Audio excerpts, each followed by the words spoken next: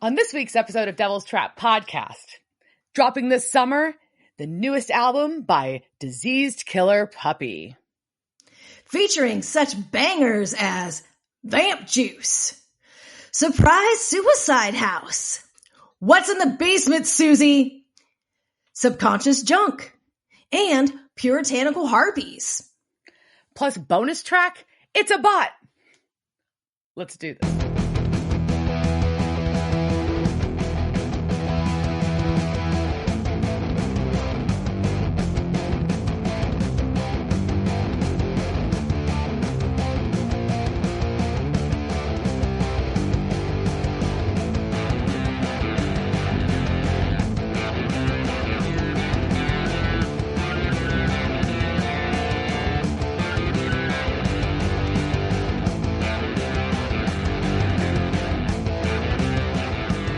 Welcome to this week's episode of Devil's Trap Podcast. I'm Diana. I'm Liz. And we're going to talk season 10, episode 19, The Werther Project. Werther. Not the candy. No. Unfortunately. Very opposite. Yeah. It's like the most opposite of like that it could possibly be. Yeah. Whee! Agreed. So before we get to that fun stuff, what have you been up to? I not really have any fun updates. I mean, I've been to the dentist. I went to the chiropractor. I did Pilates. All very exciting things. Got your hair did. I got my hair did. So it's just, but there's a lot of check things. I need to get to my mom's house, and I'm just like, there's just so many. Like, there's a lot of appointments this week. But that sounds like a lot of appointments. I think you were telling me the other day, and you're like, I've got this at this time, this at this time, just a stupid amount of time in between, and just that was like today. Like I think I had an appointment, then I had like 2 hours. And when you live like out of town, like those things matter. Like you've got to kind of time things. So it's either like, are you getting food in town, or are you coming back? Like you don't want to like go in and then drive. It's drive back and forth. But sounds so country. You're like, well, I gotta go into town. town. It is very country. I have to go to town, but I can also mean two different towns. I can mean the smaller town, or I can mean the city. Both of them are equal time to get to either one. But you got to prepare yourself to get to town. You do. Yeah. So I don't know, and it's because I was bored. But so I watched the new. I didn't watch this because I was bored, but I did something else because it was. So the new Tina Fey show on Netflix, 4 Seasons, which is is based off of Alan Alda's 4 Seasons, which is really, really good. But there's a line in there about human beings just being animals and wanting to rub their crotches on things. And so I put like a dating app back on my phone, but and so it's kind of bored. Yeah, I know. And I like made it like a kind of like a match with somebody. While I was getting my hair done, I was just kind of like, okay, what's going on this dating app thing? And like there was a match, and he asked me something, and I responded, and the questions just seemed really formulaic, and I was like, "Are you a bot?" And then I was unmatched. But I really, I'm not sure if it was a man who I offended because he was really boring and I asked if he was a bot. But I think it was a bot. And that's just really annoying. That's like the world that we live in now, that I have to try and be like, are you, like beyond the normal things that you have to ask, are you a felon? Are you underwater?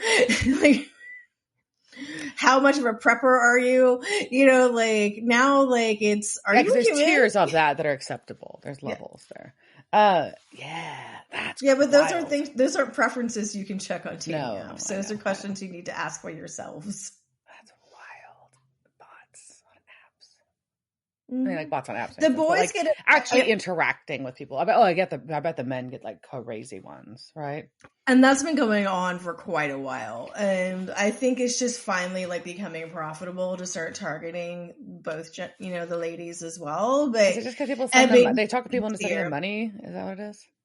Sending him money, catfishing, just like, I don't know, buying a penis pill, you know, probably gambling somewhere, sending dick pics, extortion. Like there's a whole bunch of reasons those bots want to catch you.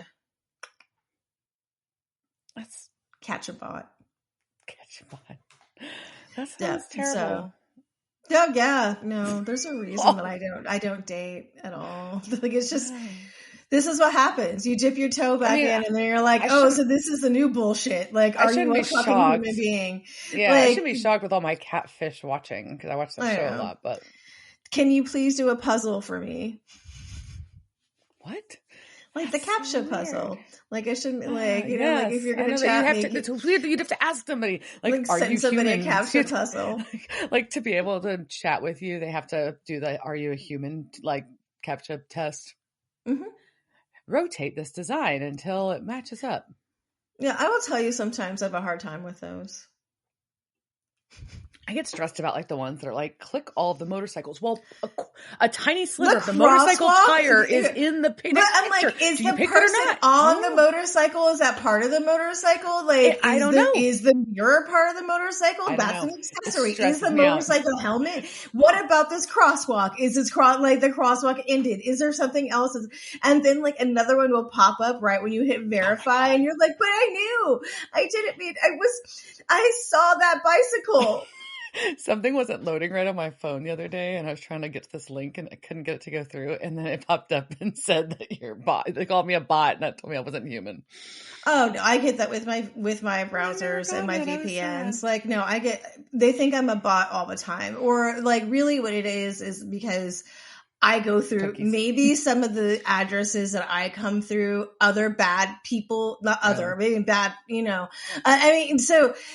Things may go through those addresses that do not have, you know, good intentions. And so like lazy ass security people just like block that IP address, and then I can't code there anymore. That's not how you do security. But yeah, I get told I have to, and then I had to figure out what I had to turn off. What I had to turn off to get like in order to like buy a pair of shoes. I was sad. It was my first time to be called a not human. Oh, your first time? Yeah. Oh my God. I've been like, this is like millions. You need to spend more time online. Do I? I'm just saying, if this is the first time like you've been called a bot, you're clearly not spending enough time on the internet, or you're spending it in the wrong places. Probably that. You're not spending it anywhere fun. No, I'm fucking scrolling social media. But yeah, so I don't know. Or going to concerts. That's actually I was trying to look at a layout of a concert venue. I was annoyed. I couldn't do it. I think I was more annoyed by the place that told me that I couldn't too, though, because it was like fucking Ticketmaster or some shit, and that made me angrier. I'm like, fuck you, I'm a person. You're the bot, not me. You're the bot. Stop paying for you to be a bot. It'll be $5 to tell you that you're human. Right. But anyways, yeah. So yeah. Yes. Is that what's been going on with you? Yeah. So I went to a show. Yeah, being a bot. Yeah. No, I did go to a show. It was kind of interesting. I got to go to Billy Bob's and see not my normal fare of entertainment, but saw Jelly Roll for his Jelly Roll and Friends, because they do a charity event every year, and they had a lot of special guests from Ernest to Jesse Murph and Russell Dickerson, Wetzel, and but Post Malone showed up, and then Lainey Wilson. But I was pretty excited about Post Malone, so that was cool. So got to watch a bunch of songs, and now my knee's tired, and that's what I got. But it was fun. Cool. Yeah, it was loud. Yeah, those things tend to be loud. It was very high quality people watching. High quality people watching. Yeah, they're doing offering rides from the Via Park and Rides here to the show in San Antonio. Ooh. And I think it would be fun to go to the park and ride. And just people watch from there. Just sit at the park and ride. I'm ready to go to the show. You're going to tailgate at the park and ride. Yeah. Just sit up there. Epic. I like that. I like it. Well, Sierra Farrell's, so the stadium tour is a little different. So it's Post Malone, Jelly Roll, and Sierra Farrell's on those, which is pretty badass. She's really cool. Fun. I've seen her come up from like small venue world, and she's very interesting character if you want to listen to some like very, very fucking like bluegrassy country like stuff. She's good. But yeah, there we go. So let's talk about this depressing episode. Yay. All right. So this episode is the Werther Project. And the title of this episode, the Werther Project, is a reference to the Werther effect or copycat suicide. The term came from reputed suicides that occurred in 18th century Europe in the style of a suicide of the protagonist Werther in the novel The Sorrows of Young Werther by Goethe. And it's, one that's just depressing in itself. Like, it just sounds depressing just reading that thing. Like, Goethe's sad, just sad. But, it has been shown that, the Werther effect is true. And, once people who are vulnerable to suicide, once it's said in the media or they see instances of it, are more likely and more vulnerable to do that. And so I just think it means that we need to acknowledge that during this, as Diana said, depressing episode, our conversation will be dealing with the topic of suicide. So please be mindful of that. And so, so this was season 10, episode 19. Diana just grits her teeth. And it first aired April 22nd, 2015 in the spring. And it was directed by Steven Plazinski, who we last saw direct Alex, Annie, Alexis, Anne, and was written by Robert Behrens, who also wrote Alex, Annie, Alexis, Anne, but we've seen him this season with Girls, Girls, Girls and the Executioner song. That was the Annie, whatever. It was intense. That was a fucked up episode too. So that makes sense. That tracks. Yeah, I think, maybe that's a word I want to use instead of depressing. I think this is really intense. That's fair. It's a very intense episode, and I would find it dark, intense. Yeah. I think it's stressful. Maybe not depressing. It's stressful. Yeah. It's intense. It's emotional. It's dark. It's dark as hell. Like it's super dark. So. Okay. I mean, that's just what happens in St. Louis, I think. Oh, St. Louis is a lovely city. They like T-Ravs, toasted raviolis. They're delicious. Yeah, it's fine. St. Louis is fine. I have no problem with St. Louis whatsoever. So, but we're going to start off in the 70s, St. Louis in 1973. Yeah, I don't know shit about that. So 1973, and we open panning over what appears to be a 1965 Chevelle in front of a house. And we cut in the house, and you get your teenage girl watching TV, and and then her brother turns it off, listens to a record, and she turns it back on. My mom turns it off. He's a jerk. I mean, he has a record player in his. But he has a record player in his room, and he can go listen to it in there. And that's the only place they have a TV. It's 1973. They only have one fucking TV. Not one in every room like we do now. And Looney Tunes is on. I mean, she doesn't have a TV on her phone. Like, she needs this is the only place she could watch, like, the only thing that's... And it's going on now. You can't pause it.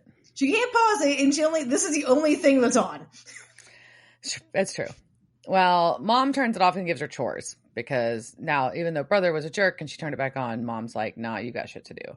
And she walks by, and we see her dad talking on the phone about a house. And then our music begins to play from the record player, and it's I Saw the Light by Todd Rundgren. He's still alive. Yeah, he just played the Longhorn Ballroom. Oh, crazy. Yeah. Doing a set of Burt Bacharach songs. That's what he's touring doing these days. Yeah. Okay. I would watch that, I think. I don't know. I think they have a lot of drugs for that, but maybe. Yeah. So anyways, she's like gonna go, but poor girl who got booted from watching her fucking TV show and everybody's being rude to her and ignoring her. She's gonna go do laundry in the basement by herself. And this is like, it's weird. There's like obviously been some reno work fairly recently, possibly recently abandoned going on in the basement. It's kind of a weird look, but she just, grabs a sledgehammer and starts breaking through the wall. she needed, a new look. She just wanted to go through. She decided it'd be cheaper to do it herself. And so there's a really cool fucking safe in there. And it's so dreamy. Like, I wish that, like, I could, like, bust through a wall and there would be, like, this safe and it was, like, covered in Aquarian star. A whimsical safe. Yes, a whimsical safe. And so the Aquarian star looks like the middle letter sign, but squished a little. And she can't open it. And she just flies back. The safe just is like, throws her back. You can't touch me. And green smoke comes out of that. And that's probably not a good sign. It just honestly looks like a biohazard. And so it looks like a floating biohazard going up the stairs. I had a terrible observation. It looked like a gassy Tinkerbell. Yeah, or really, yeah.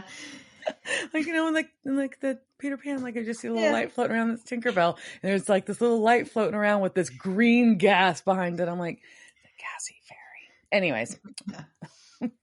But the green gas goes upstairs. And this girl wakes up on the floor of the basement and doesn't know why the fuck. Like, she fucked that wall up, though. She took that shit out. She did, and that was a very small sledgehammer to do that with. Like, maybe the wall just really wanted to go. But maybe. She walks past, and the frying pan is smoking on the burner, and she just keeps walking past it. She's she like, doesn't move it off the stove. Like, what's wrong with you? Move that off the burner. Or at least turn the burner off at a minimum. It's already ruined. But yeah, so it's super weird. And she's calling out for her parents because she's like, doesn't know how long she's been out or anything. And, as she walks by her dad's office, he is on the floor and has obviously just shot himself in the head. Yep. So he is dead from a bullet in his head. She starts running and the record player is turning, and then Brad just drops from the ceiling as he has hung himself. Mm-hmm. And then she screams and she runs to the kitchen, and then like her perfect 1970s mom is telling her that everything is going to be okay as she slits her throat. Yeah. As her daughter clings to her legs. It's a lot. Woo! That's a lot. Yeah, that's a lot of therapy. That's a lot, right? Yeah. So we go from that to the present. And Sam and Rowena are discussing their deal. And she tells Sam that there's one thing that he can do for her that she can't do, and that's kill her son. So Rowena wants to kill Crowley, and she can't get to him because his minions are watching for her now. His stinky minions. Well, I like that they're clarified that they're stinky minions. Stinky minions? Yes. And then she just, I think, doesn't really expect that Sam's just like, no problem. He's like, yeah, sure, whatever. You're like, yeah, I'll kill Crowley on a Tuesday. Like, it's fine. Yeah. And she's like, you don't want to know why? And he's like, I don't really care. Yeah, whatever. Sure. But he wants to confirm first that she can read this book. But she can not in its current form, though. So Sam's like, fuck this, I'm out. She's like, no, hold on. I know that you come to me because I'm your last resort. So we're gonna fucking talk, bro. And in the middle of this, Dean is texting Sam that he is hitting a nest in Tulsa. But Rowena says that Nadia was a Grand Coven witch, and she could read the book, but she's dead. And her codex is basically says that the mental letters happen. Well, you can break her, if you bring her Nadia's codex, she can break it open, and then she can break the curse easy peasy. And he is like, well, where do I find it? And he was like, well, who the fuck do you think murdered Nadia in the first place? Your asshole legacy bros, men of letters. You're starting to get like really kind of problematic the more further we get into the men of letters. So y'all just wanted her magic, so you fucking murdered her and took it. Yes and no. I don't know. I think the whole thing with you're justifying murdering a witch to take her spell book? No, I'm justifying that the whole point of all of the hunters is killing quote unquote monsters, and in their mindset that a witch would be a monster. This is not the monster. This is not hunters. They're men of letters. That's completely different. Yeah. The men of letters is completely separate from being a hunter. Men of letters think hunters are Neanderthals. That's true. So we cut to Dean decapitating a vampire in a trailer in Tulsa. Well, heavy guitar riffs are playing because he's just enjoying himself. And he is just like swinging his machete around. it is a bloody mess. Bloody mess. And he kind of like does this half-ass attempt to clean up, but then just finds an outdoor fridge full of beer and he's happy. Yeah, I mean, I think he cleaned it off enough. I mean, he's just going to get more vamp blood on it, I guess. Or maybe he's going to clean it at home. And it's just like, this is my field thing. Yeah.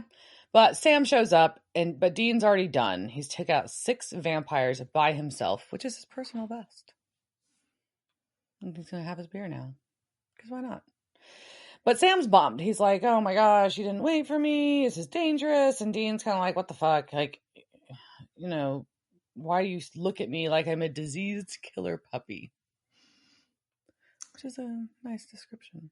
Yeah, see, disease killer puppy is very alliterative, as the fact that Dean is sweaty and covered in vamp juice, which is also the title of my next sex tape. And he wants to go get his buzz on and pass out watching Speed 2 Cruise Control. Yeah. I also so vamp juice, I am drinking out a Nodge's cup. The bass is bumping, the blood is pumping for Nodge's vamp juice, because that's what I kept thinking about this in all of it. So nice.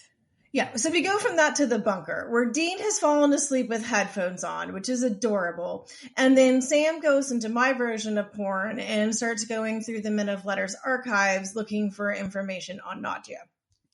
Yeah. And he finds something. He finds an old tape recording. He finds a reel-to-reel tape machine. Yeah. And like on the outside of it, it looks like it's about the Grand Coven, because it says like GC, and that's what he thinks like the meeting minutes are. Mm-hmm. And he's got the most amazing headphones on. Yeah. And we get a flashback scene, and it is about Cuthbert Sinclair's expulsion from the Men of Letters. Womp womp. Uh-huh. And they are discussing his enchanted Werther box, and it's a lethality of 98%. But they're pissed because he did this without oversight, and it's dangerous, and it's killed 2 Men of Letters. And he's like, look, I already fucking apologized. I thought we were supposed to do great things, and that's why we were here. Y'all are just acting like a bunch of librarians, and this is bullshit. And he's like, the leader is like, yeah, and he's also just like yelling like, you're not men, which fuck you, Cuthbert. Like, also fuck you, you're just librarians. Fuck off, man. And also Cuthbert is Magnus. Like, when we pull out, we see that this is, Cuthbert Sinclair is Magnus Sinclair, and we've met him before. And so... Where do you mean he was a jerk? And he was a jerk then, and he's kind of a jerk now. But this box is like, so which I just think is kind of a weird idea, that in order to keep, so you're warding it in, like Magnus is like, I'm warding this box from the Coven. So I have to make it really powerful so that they can't see it, but it's because to make it that powerful, then it'll kill you. I don't understand it. Like, I don't really understand how the spell works. Yeah, and I think that he just liked to do things. Like, I don't think that there was not the justification that he presented was nonsensical. Like, I mean, like, I know magic has a price, but like, okay, I'm going to ward a box. Like, why would the warding be evil? I don't know. So, anyway, so... This has like gotten Fletcher and Martinez, who were 2 Men of Letters, who were members in good standing, and like Fletcher found like happened on the box, and so he ends up he dies, and then Martinez tried to shut it down, and he slit his wrist. But apparently he was on the right track. That's the key. Yes.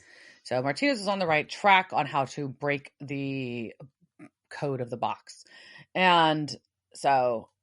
Markham, who's like are kind of leading this meeting, basically expels good old fucking Sinclair and tells the rest of the Men of Letters to bury the box.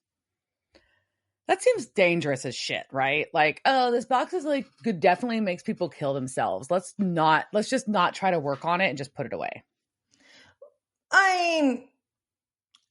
I feel like a lot of countries do that with like toxic waste and shit, right? Like we're just gonna like bury this and forget about it. We're just going to put this in another country and forget it. So maybe, people, humans suck. So, and also this is what I'm saying. The middle letters suck. I want to like them because I want to be an academic librarian who goes, who archives all the spells and stuff. But if you're killing people to get your spells and then making things that are so this evil and then just we're just gonna toss it away and just put it in the closet and walk away. La, la, la. Maybe you're not good. So, but Sam ends his tape and he finds the address of the St. Louis house in a journal. And the other chapters that are noted in there, this is from Super Wiki, obviously, but are Roswell, Area 382 bunker. There's one in Missoula, one north central Missoula, Montana, and one in Canton. MS is Mississippi, right? Yes. Yeah. And one in Canton, Mississippi. And yes. And so in the St. Louis chapter house where the Werther box is hidden is at 2111 DeFay Street. So Sam calls Rowena to tell her that he has a lead. She is pissed because she was asleep and it is early and she is over 300 years old. And so beauty sleep is not optional. It's not. And she is in an amazing nightgown. I just wish I was this kind of nightgown person. It's just so 1930s, classic starlet, just boudoir nightgown types that just are not a t-shirt and yoga shorts. But, some people are. Well, she wants to provide some kind of support. She's like, do you need an incantation? Do you want me to go with you? And she's like, Sam's like, no, I just want to let you know where the fuck I'm at. I'm going. So he goes to the house by himself. He said that he needs a spell.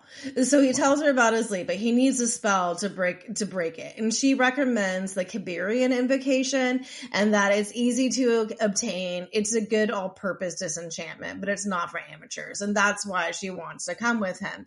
And the Kiberian invocation, there are Kiberians, but they're shiners. The fuzz people? Oh, yeah. Interesting. Yeah. So anyhow, he now knows that he needs to do this spell. So he's going to go to St. Louis and do that invocation. And the house is not abandoned, but definitely kind of in disrepair. So it's hoarder chic. Yeah. So Sam is about to pick the lock, which is a really weird choice when it looks like a house is occupied to not knock first. He didn't wait very long before he just started picking that lock. And he stood on the porch, he looked around, and then he pulled out his lockpick kit. That was it. Yeah. And that's how you get a gun pulled on you through a door. And that's what happened. Rightfully so. Yeah. I'm like, oh, yeah, I support this.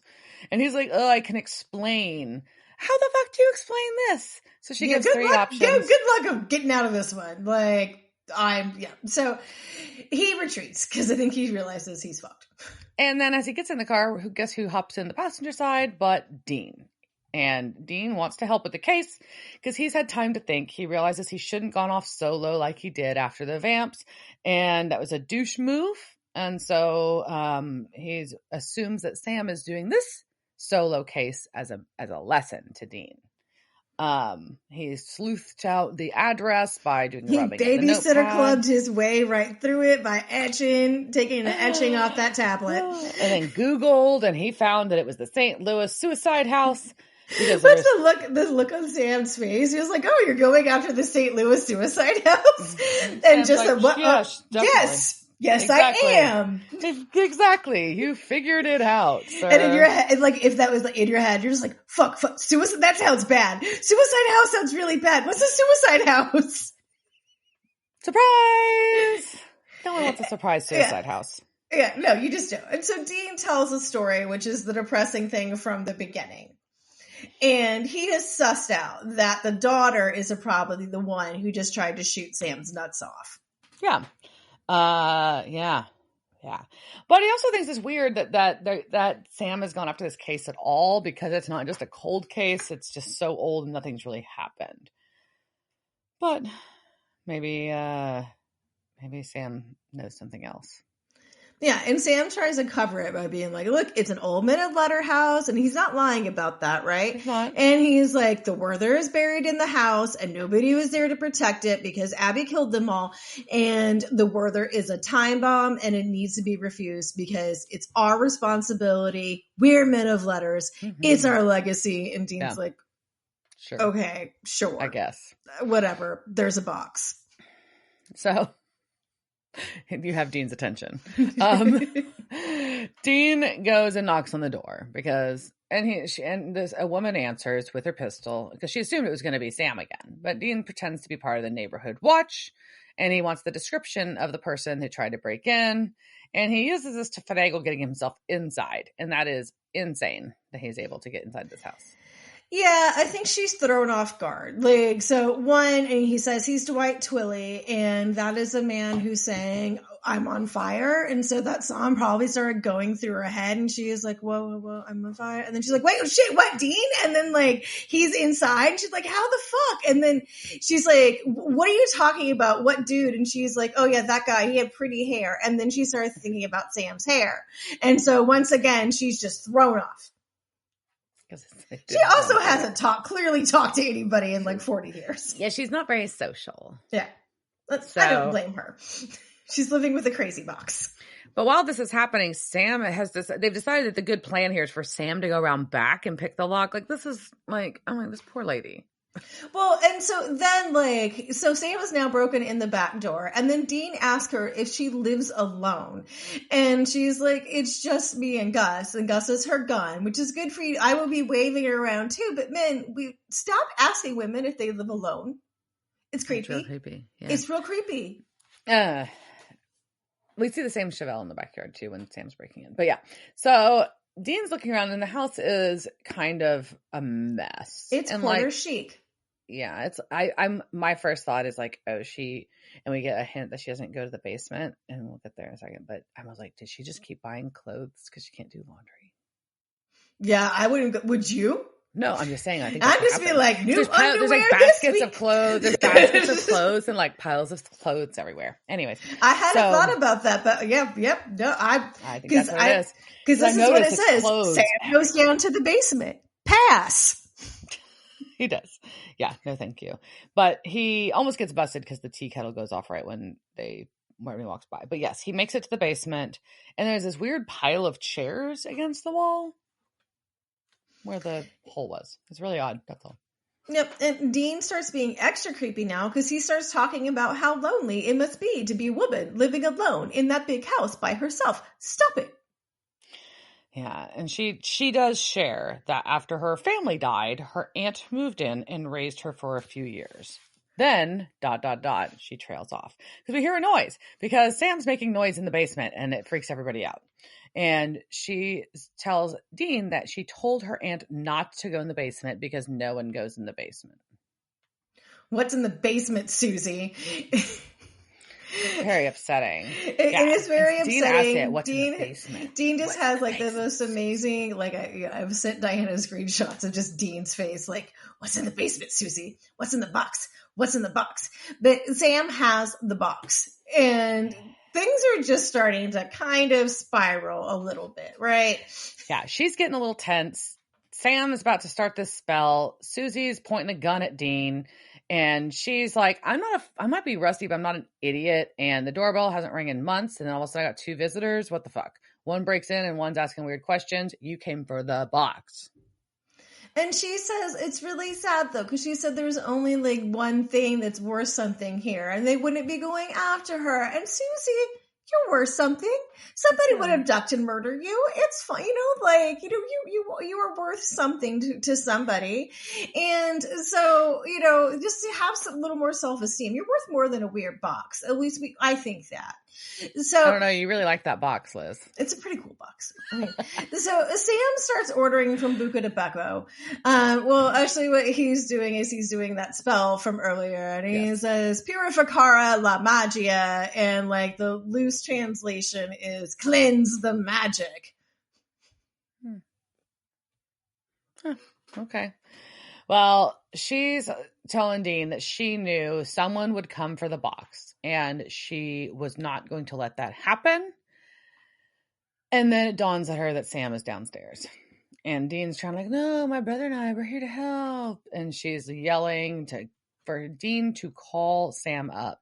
And she's pointing her gun at him, so they are listening. And Sam is hearing this, but he thinks he's finished this spell, and he opens the box. And there's an intense noise. I don't know how to describe it. An intense I'm moment. not sure if he thinks he finishes the spell though, because the fire in the bowl goes out, and then he tries to say the abracadabra again, and like he's kind of like, So I think he's like kind of like, did I not? And because he didn't, and so he pulls it out, and then we get our green fairy gas. We do, and so Susie is very upset. And Dean is kind of freaking the fuck out, which is reasonable. She's yelling for them to get out, and she's mad that they let it out, and the smoke is coming for them, and it goes into their eyes. Oh, it makes their eyes glow for a second. Yeah, you have some Visine for that. And then Sam comes upstairs, and Susie starts seeing ghosts, and then they run away when she starts shooting at the ghost. Yeah, which is fair. I mean, this smart. I'm like, I don't know. Do I blame her? Do I blame them? Like, I don't really know about any of this. But I don't blame her for being distraught. Yeah. And, so she goes back to the kitchen, and there's Ghost Mom, and Ghost Mom looks minty fresh, and except her neck is all bloody. Yeah. So, yeah, the ghosts of her family are visiting her in the form after their death, which is not pleasant. No, very good makeup though. And so, but they start taunting her because they're really mean. And then she just starts like yelling, and Dean's just like, what do we do? And Dean's like, we don't have a plan here. What the fuck, Sam? And Susie's family is basically telling her that they're taunting her and telling her it's her fault that they're dead. But what kind of plan would Dean have put together for the ghost box, for the the scary box? If Sam knew it was a cursed box in a suicide house that makes people kill themselves, maybe they would have thought of something. I don't know. Yeah, maybe he should have looked up that it was a suicide house before. Maybe he should have Googled it, because I'm pretty sure if that probably comes up in a Google search. Let me Google that for you, Sam. Yes, Google it. Google it. Yeah. So anyways, it's just very distressing. And so Sam and Dean are looking for Susie, and Dean starts just having this like weird vision of like dirt ground and stuff like that. And as Sam is he's like he's inside the kitchen, but he's also outside. Yeah, it's real weird. And Dean is starting to see ghosts, and he's in the woods. So he's fully in the woods. While Sam is, but not like he's in the house, but he sees that he's in the woods. And we see that these just aren't any woods. They're purgatory woods. They're purgatory woods. Exactly. As Sam is in the house still looking for Susie. And then, of course, he hears a gunshot, and he gets into the office, and Susie has shot herself. Yep. Ugh. Super sad. I was sad facing there's a lot of sad faces in this one drawn in my book. So somebody's in the woods with Dean in purgatory. And now Susie's ghost is bothering Sam. Chewing his ass out. And she's like, look, you motherfucker. Like, I was fine for 40 years, and like, you come in here with your pretty hair and fuck shit up, and look at me, look at my corpse over there. And she makes him like look at her corpse.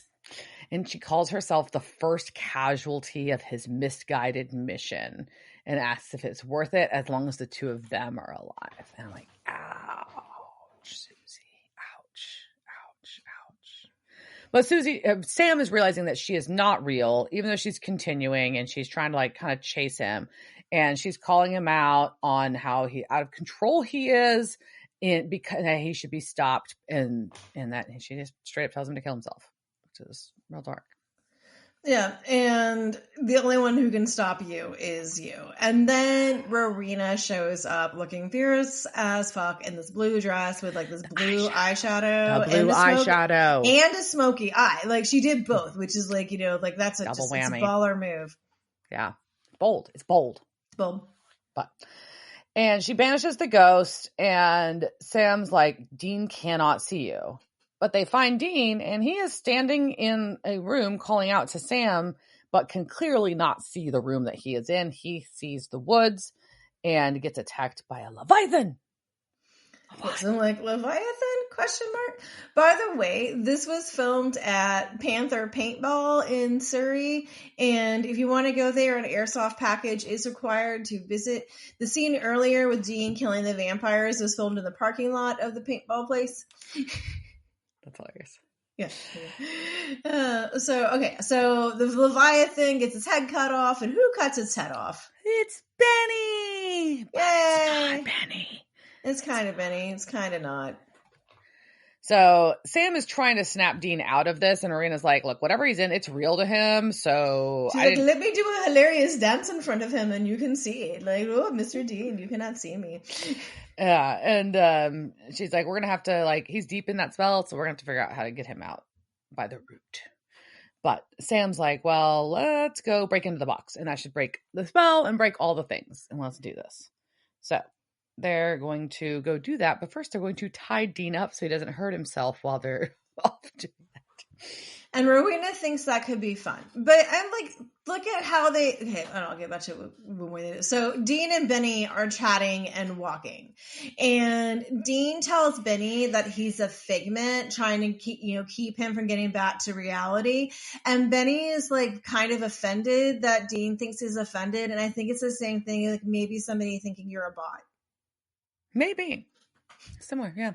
Similar. But I think it's interesting that Benny reminds Dean that he's gotten him out of this place before. Ooh. Yeah, and if he is his quote-unquote subconscious junk, how could he lead him wrong? Subconscious Junk, title of my next sex tape. Or band album. I'm not sure. But either which sound pretty good. So I think it's a band name. Yeah. So, but they have gone in a circle.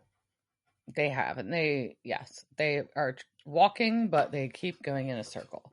So Dean does get tied to the chair by Sam and Rowena. And this is where I feel like we can just look at that and be like, that's not secure. And I feel like Sam would be like, for Dean Winchester, no. Yeah, it's not good. Yeah, He's so pretty strong. I feel like this is kind of on them. It is. So Sam and Rowena go down to the box. And she compliments the box because, of course, she does. Well, I don't think it's not so much the box. I think she appreciates Agnes's deliciously Baroque spell work. Correct. And so she thinks that's cool. And then she goes, Illumina. And then everything like glows and you can see like what everything is written. Yeah. And back in fake purgatory, aka Dean's brain, him and Benny are still walking in circles, and Dean's questioning why they're in purgatory. And Benny says that it's Dean's happy place that he never really wanted to leave, which is dark too. It's so sad. And it gets even darker. Like, we're not done with how dark this being Dean's happy place is. Oh, but we cut from that to Rowena reading the inscription, which we get this fun, exchange as she reads the inscription in Latin, like Sam translates it. And like the whole thing, the loose translation is the key to this box. One must discover for himself. To open it, satiate its thirst with the blood of our own. The craving for death shall infect every other soul enslaved by sorrow, envy, or fear. Huh. I don't want to satiate this box. No. I think I want to leave this box unfulfilled. So anyway, Sam figures out that unfulfilled box. I know, that's why sometimes you just want to rub your crotch on things. All right, so Sam translates that this box wants blood. and the blood of its own. Oh my God. Now we're going to be talking about bloody boxes. So the blood of her, I apologize, Diana, in advance, about the box jokes. But anyway, so the box wants men of letters blood. It's hungry for legacy blood. It wants his blood. Isn't this convenient? Back in Dean's brain, Benny is continuing to remind Dean about all the things they talked about the purity of purgatory, of that place. And he didn't have to look for a fight. It would find him. He could kill without consequence. And Dean's trying to insist that he's tired of fighting. But Benny's like, but the mark isn't. Oh, the mark ain't, I think is actually what he said. Oh, it is cute anyway. But he's like, you can't leave and you don't want to stay, but there's a third way out. And I know you've been thinking about it. Yeah, he just starts taunting him, and it's upsetting. It's upsetting, and frankly, I actually think this is illegal. I think I saw a case about this. There was a case about this. Yeah. It's just he just says really horrible stuff to him, and I don't like it. It's unsettling. Yeah, because basically he's saying like your whole plan is to have like Castiel or Sam take you out if the mark takes control. And so you're going to put that on them. Why don't you just make it easy and take yourself out? Which is just fucked. And Dean's kind of like, yeah, I agree. And Benny's like, oh, you won't hurt anyone ever again. And then right then Dean breaks out of the chair in the house. Yeah, so physical Dean is looking at the bottles while Figment Dean is in purgatory. And Benny tells him what happens in purgatory stays in purgatory. And I want to punch Benny in the face for that line. Mm-hmm. And then he hands him whatever the fuck that purgatory weapon is. The weird purgatory weapon, yeah. And Dean grabs an empty bottle and breaks it on the bar. And we're like, oh shit. He's going to kill himself with this fucking bottle. And then, then we cut to Sam cutting his wrist to bleed into this. It's like a weird bowl sink thing built into the box. But it's like built into the box. And this is a thing too. So then Magnus, when he built the Werther boxes, he designed it. So he designed it to be only men of letters blood. Like, was he just doing this as a fuck you to the men of letters, being like, that's the only way that this can stop? Like, screw you guys. Yes. Like the fact that it ends up being Sam Winchester was, besides being plot convenient, I just think is like an interesting. Okay.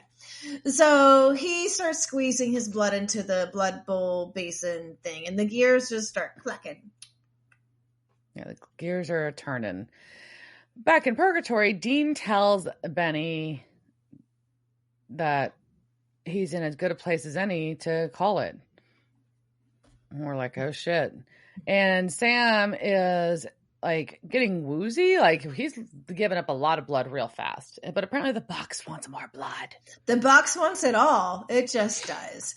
And he's like, I'll give it more. And Marina's just squeezing him away, just like a little tick. Just squeezing his little arm, trying to like help force a little more out. We'll just get a little more out. We'll just squeeze you some more. But Dean tells Benny that he would do it if he had to. But the real Benny would never let him. And the Mark won't let him either. The Mark wants him alive. So he kills Benny. Yeah. I mean, that's the thing. The Mark is really, really fucking strong. And it is even stronger than the Werther box. That's crazy. So, yep. So it won't let him do it. And so he stabs him with that thing. Yeah. So in the basement, Rowena is helping Sam bleed into this box. And he is like passing the fuck out. And Dean runs down to the basement and tells Sam that it's the spell, that's doing this, and Sam's like, no, I need legacy blood enough to take a life. And Rowena's kind of like hiding against the wall. But so Dean wraps up Sam's arm and he's like, no, I'm a legacy too. I'll give my blood and then you can fucking get back awake. The Buffy principle. It's not just Dawn's blood. It is also Buffy's work. So. Exactly. So he cuts his arm and starts adding to it, and it's enough that the box pops open and Rowena disappears. It was fake Rowena! She wasn't really there. That eyeshadow wasn't real? The eyeshadow wasn't real. It was still a bold choice, but she vanishes. The green smoke wanted that eye. Is that what Sam came up with? Was that bold-ass eye? Sam's subconscious brought that eye. Yeah. Good choice, Sam. So the book is just sitting there. Yeah. So Dean opens the box and he takes out the codex and he's just like, "The fuck is this, Sammy? Look, there's a book in here. What's up? Got some explaining to do." Yeah. So back in Baby, Sam has the book and Dean is strolling outside with a sledgehammer. And Sam's like, "Is that overkill?" And it's like, "Just a box now." And Dean's like, "Nope, it's scrap metal now." So he has fully destroyed, supposedly, with a sledgehammer, the Werther box. I would take it with me. I don't know if I would just be like, "I'm just going to pound this box into metal and leave it here." Like, I would put it in, like, you've got, like, Faraday cages and shit in your bunker. Like, put it, like, and take it with you. I don't know. So Dean apologizes for going rogue. Yeah. And he's acknowledges that they're stronger together than apart. And he wants to know what could be so powerful, to take a spell that nasty to protect. So he wants to know what the fuck this book is. And Dean's also like, "How does this work? I don't understand." And Sam lies. He says, "No idea what this book is." Yeah, I don't know what it is. We'll keep it safe. Liar. I'm tired of Sam's lies. I'm Carol Kane. So, back in now, like what is it? You're in a church or some abandoned building? I have church question mark. I'm a church question mark because there's like the stained glass windows seem to insinuate that it was some sort of thing. And Sam has met with Rowena with the codex, and he is going to give it to her, and she's very excited, but he immediately shackles her to the room. So he shackles her to the book, really, because that's really what he's doing. He wants her to decode this book. Yep. So we're going to talk about another witch's book because it is time for our weekly section on Rosaleen Norton. And someday, I don't know, it's lore, and we'll talk about it till I'm done. So, Witch of King's Cross. Here we go again. All right, so most of the info for today's segment is from Neville Drury's Pan's Daughter, The Magical World of Rosaleen Norton, as well as some various newspapers, etc. Sources will be in the show notes. And, if to catch everybody up, Rosaleen Norton was the Witch of King's Cross in Australia. We are in 1952, Sydney, Australia, and Rosaleen, Rowie Norton, and Gavin have been arrested on vagrancy charges for not having jobs. Coincidentally, a freelance publisher, Wally Glover, decided he wanted to go to the Central Police Station and offered them jobs as his assistants in his freelance advertising and journalism business. So they got let go for their vagrancy charges. He arranged for them to visit him at his office. They arrived at my office late in the afternoon, both freshly groomed. Sorry, can we stop? So he arranged for them to visit him at his office, and he said that they arrived at my office late in the afternoon, both freshly groomed and sparkling as if they were straight out of a tub. But they were dressed like hippies, 2 decades ahead of their time. Gavin displayed a propensity for copper. His spectacles resting on the end of his nose were held together with copper wire, as were his well-worn footwear, which that seems to me to imply that his shoes were held together with wire. So Rosaleen was more concerned with demons, although at that stage she had not cultivated the acute features that later characterized her appearance. They showed me their extraordinary work. It had not been prepared specifically for the occasion. Hence, it was a genuine cross-section of their capabilities. It was so different to anything I had seen. I was impressed with its obvious potential. So basically, they just showed up with their, not even a portfolio. And he was like, "This is great. I love it." And he was like, "We're going to publish a book. Maybe we can use my office lithograph machine." And then he was like, "No, let's do something more professional." A formal contract was made providing him with royalties as an advance against future book sales. He was to give Rowie and Gavin £8 a week each, rising to a maximum of £200 against a 15% royalty. Wally was to obtain copyright ownership of Rowie's past, present, and future artistic works. That's not so. That's crazy. That's crazy. So, who signs that away? I don't know. It sounds like a terrible deal. So they worked on selecting pieces for the books. Gavin's poems were to accompany Rosaleen's illustrations. Pieces selected include a rendition of Lilith, Queen of Air and Darkness, a horned devil named Faux Hat with a snake for a dick, and a leonine deity, Eloi, who resembled a Persian monarch. Additionally, there were the rites of Baron Samedi and Black Magic, the one where that chick is hugging a panther. Entombment of Count Orgaz was a parody of an El Greco painting. There was a room at Castle Isoldeus, which showed clocks, vases, and chairs coming magically to life like in a fairy tale. The Mosque of Eidolons and Fishers of Men were caricatures of figures in the church, and Edith Sitwell was a tribute to a writer whose work that she had recently been reading. So, to publish the book, Wally got the help of Alan Cross, a former pilot who retired and was spending his time restoring family Bibles. Alan agreed to bind 500 copies of this book in leather for the price of £1 per copy. There had been talk of binding some of the copies in tanned bat skin, because there had been a plague of bats that year, and so there were an excess number of bat carcasses, but it was agreed that traditional leather was more practical. The first copies of the Art of Rosaleen Norton with poems by Gavin Greenlees were published in mid-August 1952. The book was bound in red leather with gold blocking with a Tibetan blue jacket with the line drawing. It was set to sell for 8 guineas a copy, which apparently was a lot. The internet says that was around 186 Australian dollars today, but you know, the internet's full of lies, so take that as you will. So that's pricey for a book, right? And nothing kind of went right from the start. Wally had intended for 1,000 copies to go, but that was not going to be the case. Both his father and Rowie's father died the day the book was scheduled for release. He sent copies of the book to New York, London, and Paris, but soon everything was just coming to a halt. The Postmaster General threatened prosecution over registration of what was reported to be an indecent publication. As it had been noted, there were female figures with pubic hair. Newspapers. The Postmaster. The Postmaster General. Okay. So this is like what, because it's a book publication.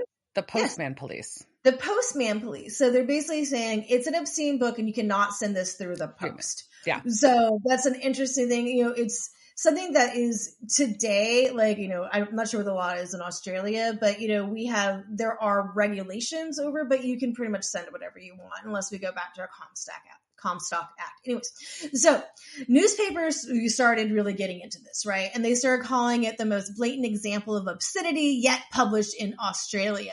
Most of them hadn't seen it. That's just what they were publishing. And they did get lucky, right? They had a moment of serendipity because there was a party organized for a Masonic master at the Sky Ballroom, and they didn't need that party anymore because that master died. So they had all this food and drink and just this venue there for the taking. So they got to use that for their book launch, and it got a full page coverage in a national weekly magazine, and everyone started thinking, well, maybe this is turning around. The American consul requested a copy bound in bat skin. And the Pakistani consulate invited the artist and the publisher to produce an erotic book based on the mythic imagery of Pakistani temples. It was just way more fun to be an ambassador back then. I want to go to these ambassador parties of the 50s. See, sounds great. Anyways, so things just get worse, though, because Wally was then charged with producing an obscene publication on August 27th. And the newspapers just kept up their noise until the trials happened. September 6th, the Mail in Adelaide published Sex Symbolism is portrayed with such stark abandon in a strictly limited edition of an artwork just published in Sydney that an all-male staff was engaged to bind the work. They just had all men. over there. And it said, magic shows a naked woman in the embrace of a Black Panther and will horrify many who see it. But the poem which accompanies it is almost movingly beautiful in its expression of loneliness. And it's perhaps the only generally comprehensible thing in the whole work. This is the only poem that Gavin did not write in the book, and Rowie wrote the book. And I will give you a couple of lines from this. Light's black majesty. Midnight Sun. I hope we can get Babe to put some like bongo music or something behind us here. All right. Sure. Lord of the wild and living stars, soul of magic and master of death, panther of night, enfold me. Take me, dark shining one, mingle my being with you, prowl in my spirit with deep purring joy. Live in me, giver of terror and ecstasy, touch me with tongues of black fire. So that was the poem that accompanied Black Panther. Oh. And yes, so back to the newspaper article. A copy of the book was shown to the Progressive Housewives Association Vice President, Mrs. D. Woodward. And she asked, how much is the book? 8 guineas, she was told. Thank heaven, said Mrs. Woodward. The price will keep it out of harm's way. After Mrs. Woodward had studied the book, she said it was the most shocking thing she had ever seen. These drawings could ruin any home they went into. Mrs. Woodward added, I think the woman who drew them is demented, is maligning men. Although the edition is limited and the price is so high, there is still a danger that copies will find their way into the libraries. September 7th, the Sydney Sun published, they wanted to bind it in bat skin. Witches, demons on rampage, and weird Sydney sex book. The artist originally proposed to bind the work in bat skin. The idea was dropped when the artist realized the number of bats that would have to be killed to make covers for her work. And then they go to Rosaleen Norton, sitting cross-legged on a couch in her King's Cross room, sipping sherry and smoking cigarettes, disagreed with critics. She denied her drawings contained any sexuality and rifled through the pages of the book until she came to the black magic plate. She explained that the woman and the panther were merely two aspects of self, the personal and impersonal for those who preferred conscious and unconscious. The imagery she had used was associated with the medieval cult of the witches' Sabbath. Miss Norton also said that the half-woman, half-man figures in other drawings represented the duality of self existing in all of the personality. Miss Norton turned the pages of the book until she came to the last plate, which shows several faces, a dove, the head of a goat, a serpent, a teapot, 2 cats, and a crown. The Sunday asked what it meant. Miss Norton puffed a cigarette and smiled in fond and serene memory. Oh, those are my familiars. So Wally finally gets to appear in court on November 25th, 1952, and he enters a not guilty plea. The Crown was represented by Mr. DJ Vinehall, and DJ Vinehall sounds like a DJ's name. Yes. Yes, it does. Wally's lawyer was Jack W. Shand, and his legal expenses were being paid by a newspaper magnate named Frank Packer, who had taken an interest in the case, which I just think is also interesting, right? And so, self-interested money was like, I think this obscenity case, I want to take a step. Publishing and obscenity, they're going to care about how this goes. Yeah, it's fascinating. Yeah. So the Crown argued that the book itself provided all the evidence required for an obscenity charge. This is, you can tell this is obscene by looking at it case, right? Mm-hmm. And they debated the contents through February of the following year. Mr. Vinehall zeroed in on black magic and the panther love, the winged androgynous panther love. Title of an XX statement. Winged androgynous figure individuation and the naked woman rising from an egg, an esoteric study. Rosaleen testified for hours about the symbolism in her drawings, but apparently when the evidence was read back to her, she had to keep correcting the deposition. I'm afraid this is a mix-up, she said. In trying to make myself understood to the layman, I suffered from an impediment in speech. Madam, said the deposition clerk, in trying to take down your evidence, I've suffered from impediment in typing. Ha-cha-cha, clerk! Ha! I adore that. Gold star, ma'am. Gold star. So on February 5th, 1953, the Sydney Sun published, when Miss Norton was describing a plate showing a Black Panther embracing a female figure with witches in the background, with which Miss Norton described in part as meaning a potential new conscious poet, Mr. Vinehall tried to say something, and the judge interrupted. Mr. Vinehall seems to be getting a bit annoyed with you, Miss Norton. Mr. Vinehall, I want to know which is the new consciousness. Miss Norton, it's the egg. The judge, it might even be the atom bomb. Miss Norton said a plate showing unusual symbols and figures was a dream world. You said dream world. And Miss Norton, yes, although I thought you may have said nightmare. It could mean a nightmare too. Then Mr. Vinehall examined Miss Norton. Miss Norton said that a plate showing a phallic cross was a jeer at established religion in the days of witchcraft, but not meant to be a jeer at the religion of the present day. Mr. Vinehall argued that nobody could understand the meaning of the drawings without Miss Norton being present to describe them, and the publisher couldn't sell Miss Norton with every copy. So in the end, Magistrate Solling fined Wally Glover £5 plus costs and ruled that 2 of the drawings in the book, Faux Hat, the one with the snake dick, and The Adversary, were obscene and an offense to chastity and delicacy, which is a weird thing to be concerned about. Delicacy. Ooh. The drawings Mr. Solling found to be obscene comprised a male figure with a serpent on its head and a male figure with a goat's head surrounded by a serpent, broken egg, and swastika. This is post-World War II, which Miss Norton had said was an evidence represented the creative force, fertility, and elementary force. Existing copies were to have the pages blacked out. The lawyer for the defense said an appeal would be lodged. Rosaleen wrote a poem to express her feelings, and I want to share some of that with you. Once again, we'll get her bongos back. It is called Odium Psychopathologicum. Behold, my friends, the empty space that doth this volume thus disgrace. The drawing that should fill its place hath vanished, banned, and banished. O puritanic harpies, rage! Thy breed alone doth this disgrace. That mirrored saw its own foul face, with mind as empty as yon space. Whose culture, O enlightened age, is even as a missing page. Enraged Caliban, whose knowledge is to thy perdition, limited as this edition. Snipping art in art's expression, secrets of thine own repression.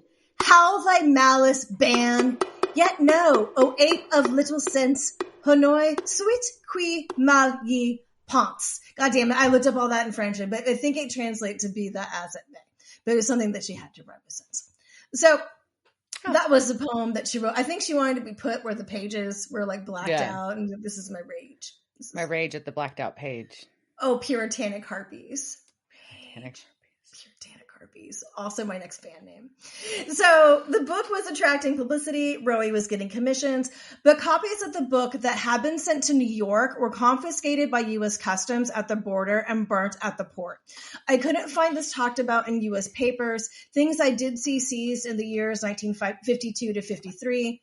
Tamales, gyms, French novels, quote-unquote red magazines, Soviet tangos, opium, nickel, guns, smuggled cattle, Canadian meat, ammunition, marijuana with an H, birds, nylon blouses, currency, a yacht, and heroin. But since the book had been burnt in the U.S. and been declared obscene there, nobody could then bring the book legally back into Australia. So now it makes it illegal to import it into that. But according to the Sydney Sun, in Sydney, occasional copies of the book can be bought clandestinely at the conspiratorial price of about £4. In any other state, one can buy it quite openly at the legal price of about £8. But sadly, by 1957, Wally was bankrupt. Copyright to the artworks in the book, which had been assigned to him through the earlier contract, was passed to the official receiver in bankruptcy. So the bookbinder, Alan Cross, was encouraged by Wally because he wasn't making any money to bind to sell as many of those lithographic sheets as possible. And he also said that his wife could have one of Rosaleen's original drawings as compensation. His wife selected Faux Hat because Alan Cross had a snake tattooed around his body. And she said that Faux Hat's phallus was just like his tattoo.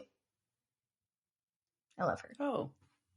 Yes, the Bible binding family dude, like a big old ass snake tattoo. Mm-hmm. So Wally had intended 1,000 copies to be printed, 650 to be bound in cloth for an ordinary edition, and 350 in leather for a deluxe edition, with the first 20 to have a color artwork by Norton. Only a small number, probably less than 20, were issued in leather because they realized that was fuck off expensive and they couldn't do that. And so it was also certain that fewer than the intended 650 copies were bound. The exact number distributed is unknown. There are copies numbered up to 505 that are known to exist, but in 2023, I saw that a copy sold for about 550 Australian dollars, and it wasn't in great shape. It was unnumbered, it was stained, and it had some binding and stuff. So, it's worth. But even just the reprints, they reprinted it in the 70s. Those cost about $500 each. Wow. So it's a thing. So, and she remains the only Australian artist to have her work destroyed by an order of the courts. Witchiness.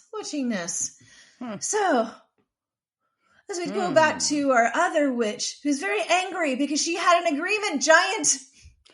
Yeah, and he swears that he's sticking to the agreement, but she's going to fucking decrypt this book. Then they're going to find the cure for Dean, and then he'll burn this book and kill Crowley. Basically, you don't want her to have it. Yeah. Which I think makes sense. Like, you get this, you can only use, but come on, Sam, but you can only use this book to do this one spell. That's it. That's going to work out well. It's not going to go well. But her hair is really good in this scene. Oh my God. Yeah. That is my last line about her. Yeah. And he's like, if you want to get out, you need to work. And then she calls him a big bampot, which is a Scottish pejorative for an idiot. But yeah, and then her hair looks amazing, and she feels about her. So good. Yep. So, do we have some people to talk about? Casting couch. It's the casting couch. Were they on that show that time with that guy? La la la la la. We do. So our lore this week. I'll start off with Susie. Played by Brenda Baki, and she has been in episodes of Star Trek The Next Generation, The Father Dowling Mysteries, Adventures of Briscoe County Jr., Charmed, CSI, NYPD Blue, Dollhouse, The Mentalist, and Grey's Anatomy. She was also Michelle in Hot Shots Part 2, and last time you get reminded of those movies, you know what I mean? And Cordelia in Demon Knight. Oh, that was so good. And was Lana Turner in LA Confidential. Her dad was played by Michael Soltis. He has been in episodes of Stargate SG-1, Smallville, Once Upon a Time, Fringe, and iZombie. He was an agent a warehouse agent in X2, one of the X-Files movies, and a maintenance worker in Walking Tall. Mom was played by Jen Bird. She's actually done a lot of motion capture work for Barbie animation. It's kind of random and interesting. That's most of her credits actually, but she's been in episodes of Bates Motel and Resident Alien as well.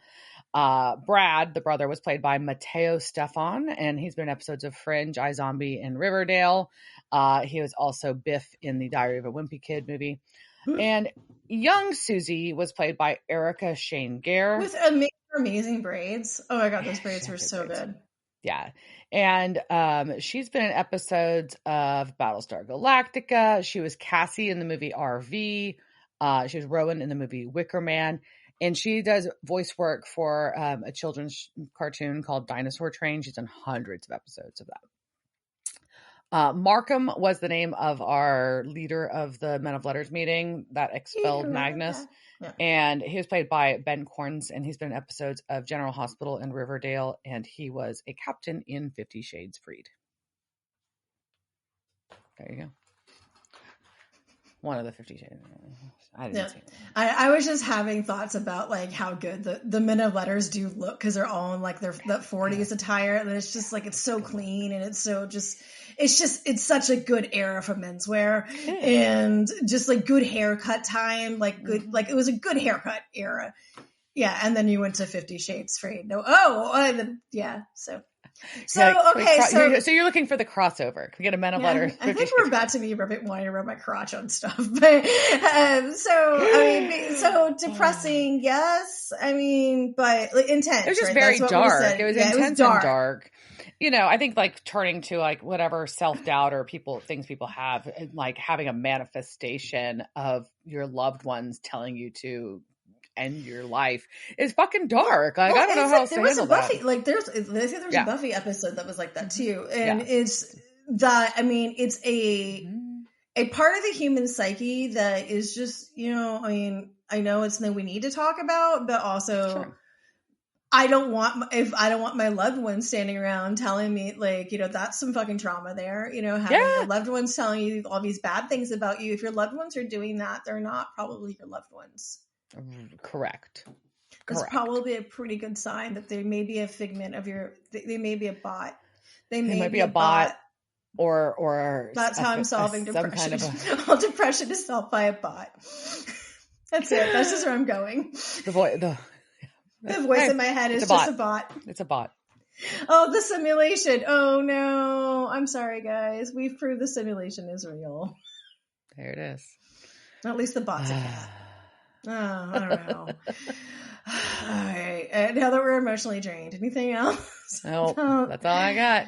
All right. So, you know, thanks you guys for hanging in on this episode. Hopefully we made it entertaining as we were going through the intenseness. But all right. Cheers, jerk. Cheers, bitch. Devil's Trap Podcast is a Don't Get It production. Meow. Devil's Trap Podcast is part of the Ship It Studios Podcast Network. Thanks for listening to this week's episode of Devil's Trap Podcast. You can follow us on Instagram at Devil's Trap Podcast, Twitter at Devil's Trap Pod, or you can email us at devilstrap@devilstrappodcast.com. Don't forget to subscribe, leave reviews, and share with all your friends. We're at all your favorite podcast outlets and at devilstrappodcast.com. I'm Babe. Thanks for tuning in, and we'll see you next time.